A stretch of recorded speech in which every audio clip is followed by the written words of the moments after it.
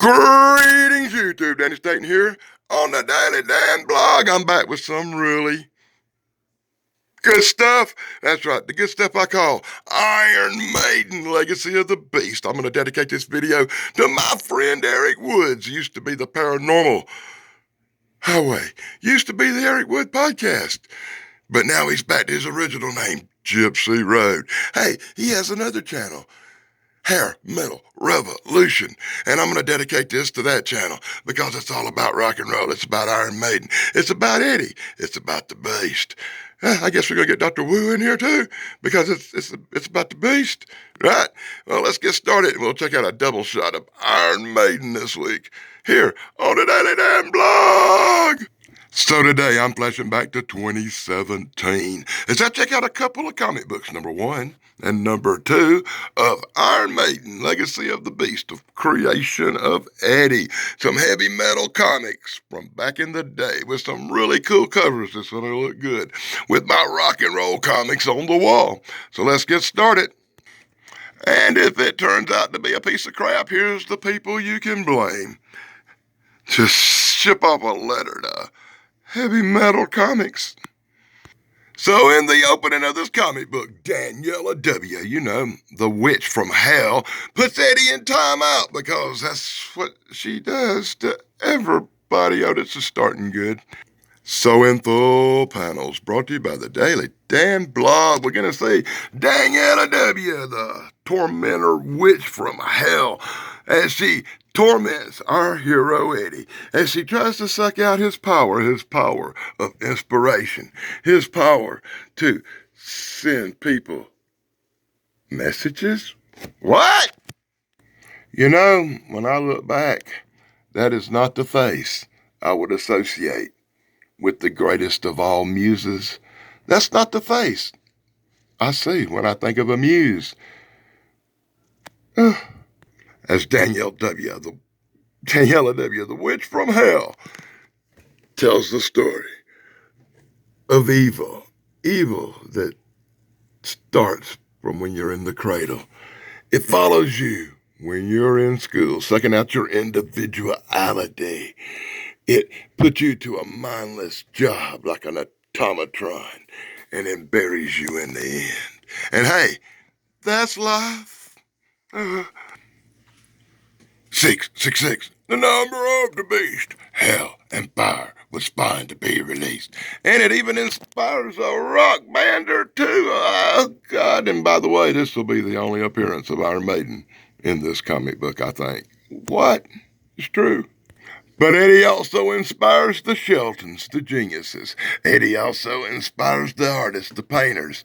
Eddie inspires them all through his incredible muse power as he made rock bands. And now I just kind of want to pull my hair out, don't you? This is starting so well. Eddie's power apparently came from a heart-shaped crystal in his chest, but it was destroyed, broke into pieces by the evil witch, Daniela, who formed it into this orb which she uses now for her evil purposes. Oh, God. Eddie being controlled by the evil witch, Daniela, fills his soul with rage that he cannot control. Soon, Daniela, the evil witch, will make Eddie use his powers to fight for the throne of hell. Come, get you some. Come, get you some. The voice of the devil calls to Eddie and the witch to come and do battle with me in my demon force. The witch and Eddie prepare to go off to meet the master one-on-one in Mortal Kombat. Hey, I told you Dr. Wu would be in here. The Dark One sends forth his evil brain demon. Oh, God. To raise up Maniac Cop, and The Rock, Scorpion King, and some rock-headed goose from Easter Island. Hey, I got that tattoo on my arm. I wonder what that means. Hey, they ought to play a love song as these two travel through the moon in the backdrop, headed for the battle. You witch. And the horrific WWE-style battle forms as the demons, Foxhead, Deerhead, Zombie Head, all face off with Eddie. And Eddie goes, no, we can be friends, but it ain't going to work like that as battle ensues and the demons begin to fight even with each other. Now, come on, if you were going to draw demons, couldn't you come up with something a little bit better than this?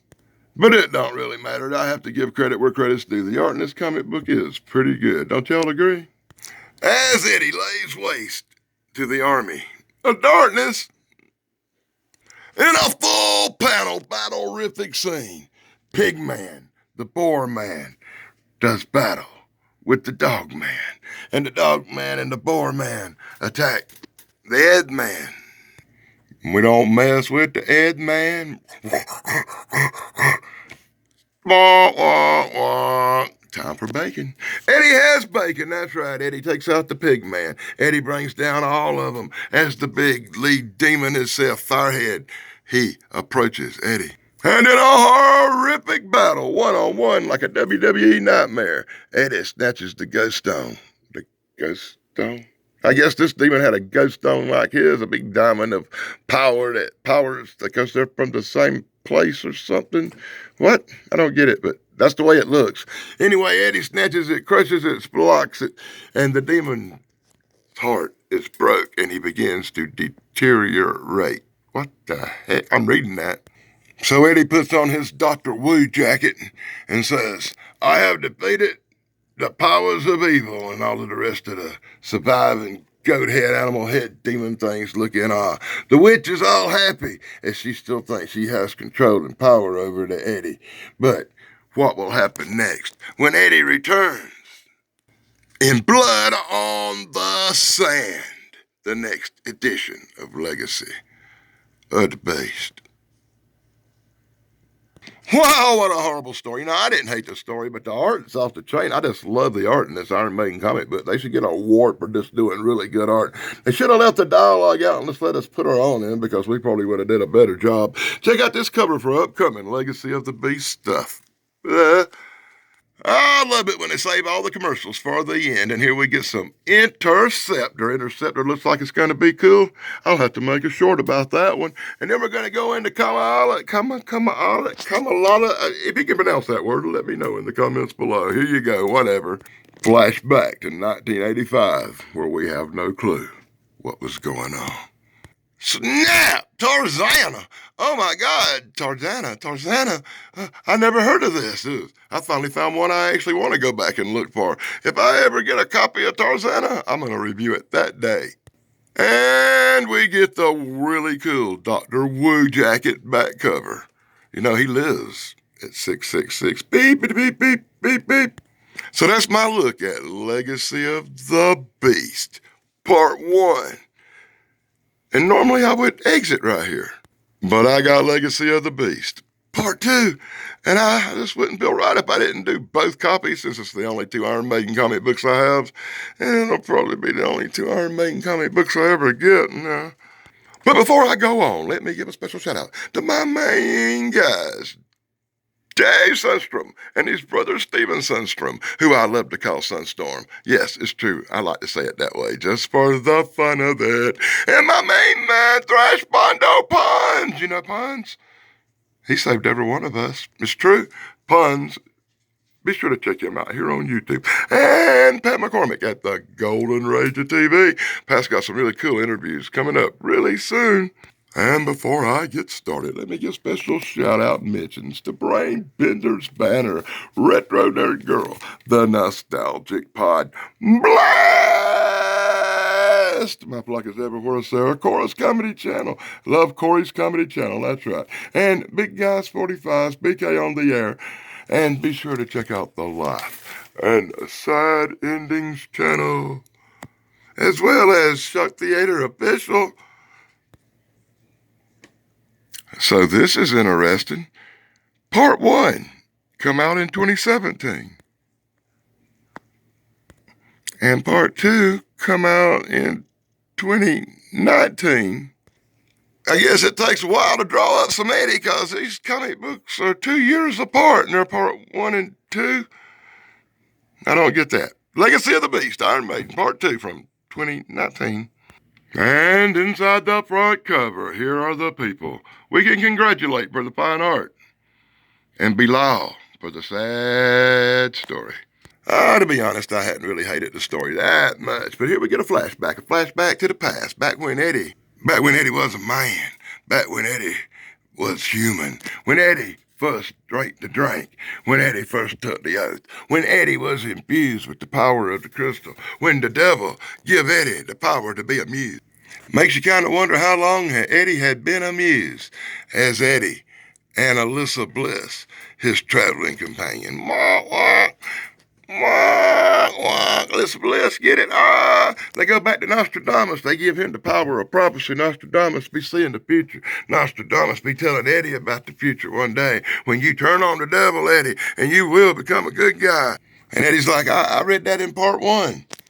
Why do I gotta have a flashback now? But Eddie flashes back to his 1,000 years of life, his 1,000-year journey. Eddie remembers his talk with Nostradamus. Eddie remembers his trip through England where he hung with the Prime Minister. Eddie and Alyssa Bliss reminisce about the time they influenced a world war. Nostradamus gives Alyssa Bliss the warning of the future, the warning that Daniela W., the evil witch, will wreak havoc, will cause a fourth end time situation, will bring forth havoc upon the earth. And then in a twist, Nostradamus prophesizes the rise of the runaways. That's right. Eddie's going to spread his muse power into the world of rock and roll. And another special shout out for Hair Metal Revolution. Be sure to check out Eric Wood's new channel, Hair Metal Revolution, to see the rise of the Runaways. I bet he didn't know they were influenced by Alyssa Bliss and Eddie the Muse. That's right, in full panels brought to you by the Daily Dan blog, we're going to see Alyssa Bliss and Eddie travel through time and influence rock and roll history, along with their cohort, Nostradamus, predicting the future and setting them on the path of righteousness. Righteousness? Hey, but the devil ain't having none of this. So he got that biker guy from Star Trek: The Voyage Home, you know, the one on the bus, and his guys to come over and attack Eddie and Nostradamus and Alyssa Bliss, and oh God. It's lucky our good guys had the runaways hanging out with him as battle ensues and biker bullies versus rock and roll babes begin. In full disastrous ass panels, brought to you by the Daddy Dan blog, Alyssa Bliss and Nostradamus run for cover as biker ghouls attack and warrior rock and roll chicks swing into action. And suddenly, that's gotta be so cool. You gotta admit, that's some really cool art in this book. As we see the battle between the rock goddesses and the evil minions of the Dark Lord. Why, they really put that in there? Nostradamus is in shock. And for Caucasian Sasquatch, he will point out everything. Yes, I know the guy's name's Balthazar. I'm calling him Nostradamus. Just for the heck of it. Alyssa Bliss gets slapped with a whip. You know, she really likes getting slapped with a whip. Wah, wah, wah. Eddie screams, "No, Alyssa, don't whip that ass!" And he runs to try to save Alyssa, but he's attacked by some bikers. Overwhelmed, Eddie is in trouble when he decides to let out the scream of destiny. Ah! The ungodly roar of hell. The ungodly roar of hell, which even stuns the good guys, everybody into submission. The bikers retreat. They cannot take it. As the spell is broken, they are no longer possessed by evil. Eddie the Muse has powers we are yet to understand, as he helps Alyssa Bliss to her feet. And yes, Caucasian, I know her name isn't Alyssa Bliss. So in the last full panels, brought to you by the Daily Dan blog, Eddie and Alyssa Bliss have a long talk with Nostradamus right there about the upcoming battles. Nostradamus gives them the magic blade which can dispatch anything of evil it touches. A magic blade blessed by the Lord God himself. How Nostradamus come into this blade? Well, That's another story we'll have to find out in book 3 as Nostradamus presents the blade to Eddie. Eddie, here is a blade that will carry you into the future and give you a power to fight evil in a way never before. What? And in the distance, they hear crashing and bashing as a demon breaks through the outer door. And I guess Eddie will get to test his blade today in the next edition, coming out in 2 years probably. London Burning! And that's my look at part 1 and part 2 of Legacy of the Beast. Iron Maiden comic books that don't have Iron Maiden in them but one panel. Oh, God. As cool as this comic book was, guys. You know, an Iron Maiden comic book that actually had Iron Maiden in it would have probably been a little better.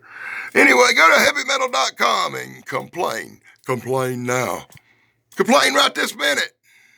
Oh, here you go. That's cool. That's what I need. The Heroin Diaries by Nikki Sixx.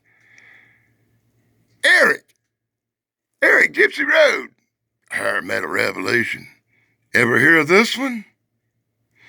I guess you could get a whole show about the Heroin Diaries, couldn't you? Oh, you could even buy some. And you couldn't go through without another commercial for your own comic book. Yep. Well, waka waka. Hey, hadn't I done talked about this before? I can't even pronounce that word. And how cool is this? How cool is this? You get a Iron Maiden on tour on the back cover from 2019. I guess this tour's over. Maybe you can buy the DVD. And I have to say, I like the back cover of part 1 a lot better, but at least they put a picture on it and didn't waste it. And that's my look. That's my look at Iron Maiden, Legacy of the Beast, Part 1 and Part 2. An Iron Maiden comic book that Iron Maiden wasn't really in, and I just can't tell you how much I hate that. Number 1 come out in 2017. Number 2 come out in 2019. If I get number 3, if it's out, it probably come out in 2021 or something. It's like we're going to put one out every 2 years, and wow, let me know what you think about this piece of crap in the comments below. Be sure to like, subscribe, and ring the bell. And until next time, this is Danny Slayton on the Day Damn Blog. I'll be back with something much worse next time. I promise. This was still the best one I ever done. Madonna was a great comic book. I like Def Leppard pretty good too. Here goes Kiss comic books. Have you ever seen them? All these reviews are up on the Daily Damn Blog now. You can see me talk about Bon Jovi, Pink Floyd, Guns N' Roses, Alice Cooper, the Rolling Stones, Kiss, Def Leppard, and Madonna, as well as some wrestling stuff. And hey, Snarky, you can even hear me talk about the Monkees. Oh, the Monkees for you, Snarky. Blog over.